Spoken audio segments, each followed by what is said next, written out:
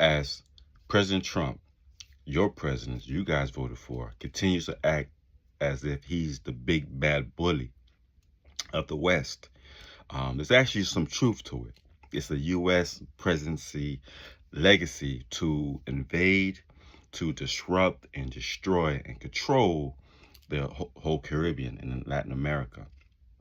You think him snatching Maduro from Venezuela, out of his bed and his wife is something new? They did the same thing to Haiti, twice with President Aristide in '94 and 2004, something like that. And also in Panama when they grabbed Noriega. And there's several other presidents. Fact of the matter is, the U.S. continues to operate under the Monroe Doctrine. It was written back in the early 1800s. Monroe was the fifth president of the United States of America, the last of the founding fathers, and he wanted to protect, or control the Caribbean islands and Latin America from Europe, occupation or control or whatever the case may be. But they want to make sure they deter the Europe from coming out there. And the U.S. occupation of Haiti, the first one, the first of many, but the first one was in 1915. This was the single most destructive, and I do mean destructive, single event that happened in Haiti. It was for 19 years, from 1915 to 1934. They changed Haitian constitution, robbed Haitian National Bank, and they forced them to change the constitution at gunpoint, by the way, because Haiti is the first independent black nation in the Western Hemisphere. And the first and only country to fight and gain their independence, whooping the Europeans, to gain and keep and name their own country. The first country, only country ever do that in world history. Look that up. So Haiti actually became the white man's nightmare, especially the Klan's nightmare, to have black free people looking good, feeling good, and controlling their own destiny. And that's what the U.S. wants to do today. And they've been doing it ever since, because the occupation happened 111 years ago. But as you can see today, it's still taking place. So if you ever ask yourself, why is it that it looks like the U.S. can come to any country in the islands, let's say Haiti, case in point, could come in, pick your presidents, even though the president democratically elected by the people, by the masses, which President Aristide was elected by the people. They snatched him because he was not playing the good Negro role that they wanted him to play. So they took him out and sent him way to Central Africa, way out there, and literally banned him from ever coming back to the West. Can you believe that? I can. So I'm not surprised by what Trump is doing today with the Monroe Doctrine, the big stick policy, under Theodore Roosevelt. And so every president just keep escalating their control, impeding their dominance, amongst smaller countries, because no one can fight the U.S. in the Western Hemisphere.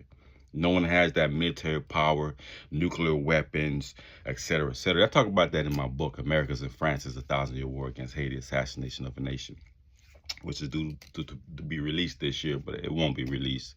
There's too much things going on. I'm constantly adding new things into the book.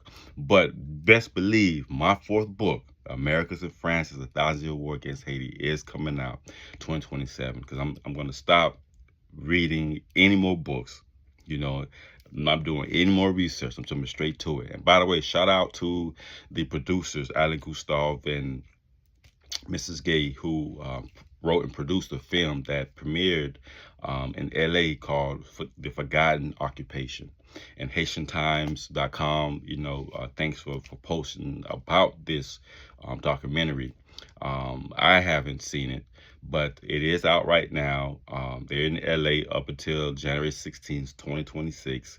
And so who knows where it's going to be, but look out for that film. Support them, support my book. I'm King Kevin Dorval. I'm in the building. I will never forget. And I don't want this video just to be another video talking about, the dooms and glooms of what happened in Haiti. We want change. We want to implement change. We need to change these policies where the U.S. could come in, control our trade, control our economics, control our political situation. Let Haitians be for Haiti. You feel what I'm saying?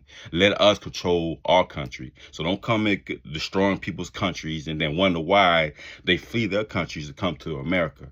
And then you kick them out of America when they build houses and start businesses and are productive members of this American society. That is unfair. It's contradictory, and is down like pretty much evil. How can you, you know what I'm saying, destroy people's economics and their political structure, their democracy, and then you want to throw them back in the fire when they escape the hell that you create in their country? Listen, the U.S. reinstated slavery in Haiti. Literally, they wanted to civilize the Haitian people. They destroyed literally almost an irreversible decline in Haiti to get back on its feet, to be the self-determining country that it is, that it always has been. That's why we fought so hard for our freedom, and not just for Haiti, but in Venezuela, in South America, Colombia. You know, we fought like throughout the U.S., even here in America, 1779 in Savannah, Georgia.